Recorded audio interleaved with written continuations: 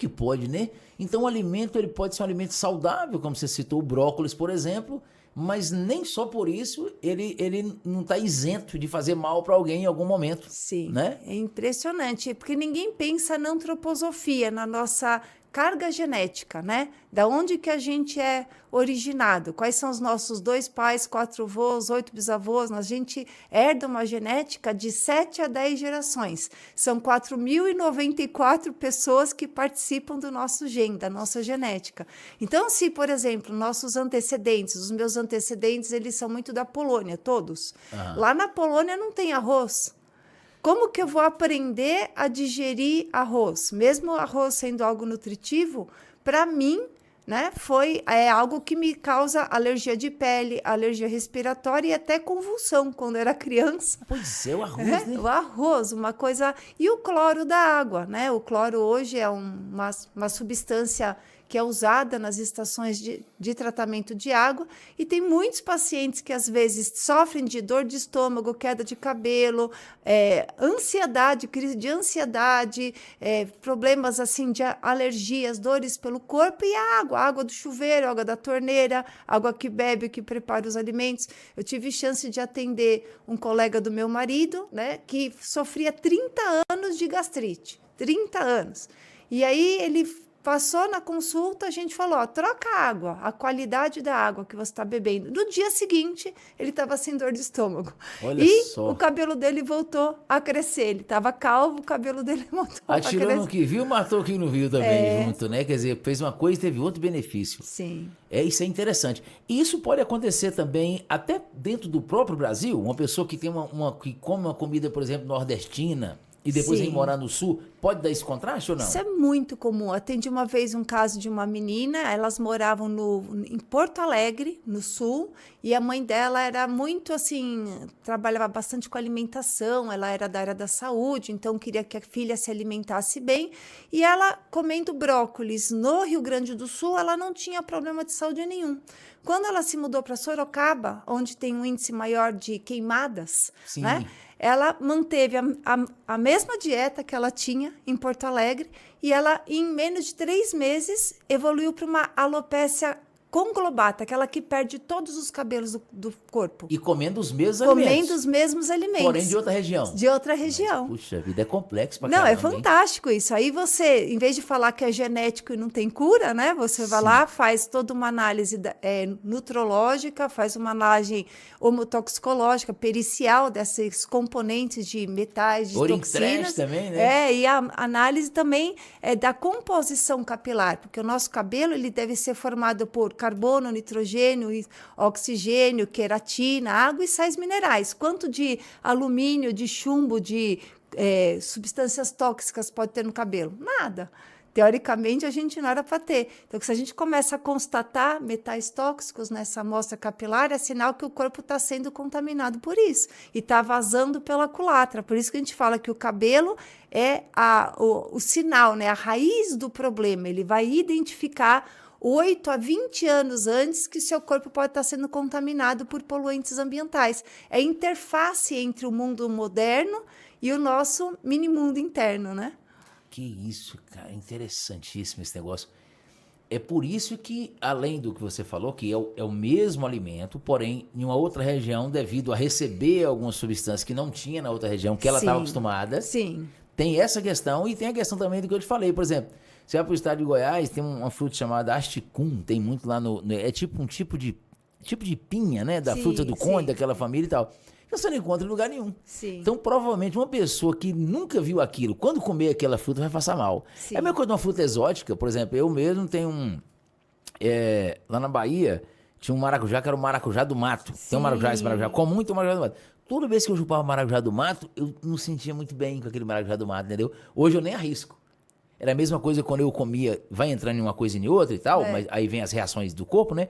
Caranguejo, eu comia caranguejo, mas não gostava muito, achava o cheiro. Hoje, depois eu fui comendo até ter alergia. Você vê? Então o corpo já estava me dando sinal Seu que corpo, aquilo. Você vê como. E quais são os sinais que você pode perceber e identificar que algum alimento não te fez bem? A gente fala, são 5 principais sinais. Primeira coisa, quando você come um alimento que é compatível, você tem enzimas para conseguir digerir. Então, você termina de comer e tem aquela sensação que está leve, que não está estufado, que não tem queimação. É aquela alimentação que você come e fica bem. Sim. Segundo sinal, quando você come um alimento que o seu corpo gosta, ele vai liberar endorfina, serotonina, você vai ficar feliz, você não vai ficar irritado, nervoso. Se você come um alimento que não é compatível, você libera cortisol e adrenalina. Então, uma das técnicas é você verificar a temperatura das pontas do seu dedo, da ponta do teu nariz, antes de comer. Então, se você come um alimento que é geneticamente compatível, ele vai causar vasodilatação. Tudo aquilo que o seu corpo gosta, ele abre os bracinhos, ele vasodilata, ele oxigena. Ele é sabido. Ele é essa uma sabedoria milenar, né? Que E coisa. se você come e aquilo lá te faz bem, você vai ver o aquecimento da ponta do nariz e da ponta do Vai dedo. ficar quente. Vai ficar quente. É mesmo? Agora, se você está comendo alimento que não é compatível, a tendência é gerar vasoconstrição. Seu corpo libera cortisol, adrenalina, que vai fechar os vasos periféricos para evitar que esse alimento se espalhe por onde ele não quer. Olha que sabedoria do nosso corpo. Sensacional. E depois você observa suas fezes e sua urina. Como que tem que ser as fezes? As fezes, elas têm que ser de baixo, no fundo do vaso sanitário, em fita, na consistência de banana, e quando você se limpa, você quase não suja o seu papel higiênico, né? Igual o cachorrinho, né? Ele não precisa se limpar. Quando você come um alimento que não é compatível, você fermenta, você fecha os seus vasos sanguíneos e aí você faz uma digestão fermentativa. Então, para cada grama de glicose do alimento, se você come 100 gramas de um alimento que você é compatível, seus vasos dilatam, liberam o seu oxigênio e você transforma isso em 32 ATPs, em 32 moléculas de calor, de caloria, energia, para você ficar quente. Sim. Quando você fecha os seus vasos, porque não é compatível, aquilo lá fermenta, gera ácido lático, ácido pirúvico. E esses ácidos, igual você colocar o mesmo combustível no carro, andar 32 quilômetros ou sair um monte de fumaça no escapamento e você não conseguir andar para lugar nenhum. Então, você sente queimação, azia, gases, estufamento e 6 sinais do seu corpo que você está ácido. Né? Ninguém sabe desses 6 sinais. E olha nós vamos só. falar? Nós vamos falar. Vamos aproveitar e falar. Então, Estamos falando lá. do intestino, né? Então, não é só o intestino. Nós temos os nossos 6 sistemas tampão, que é o jeito que o nosso corpo vai tentar eliminar esse ácido lático, esse ácido pirúvico, porque nosso pH do sangue tem que ficar 7,35, 7,45. Se muda disso, a gente é incompatível com a vida.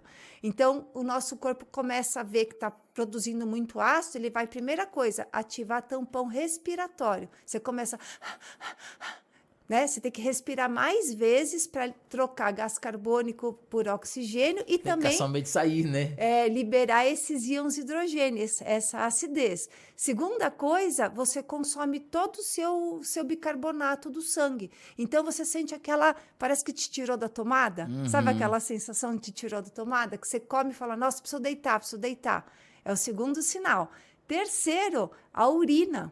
A urina, ela muda, o pH ela começa a ficar ácida ou mudar a cor, porque a gente tem que filtrar cloro, flúor e absorver principalmente vitamina C.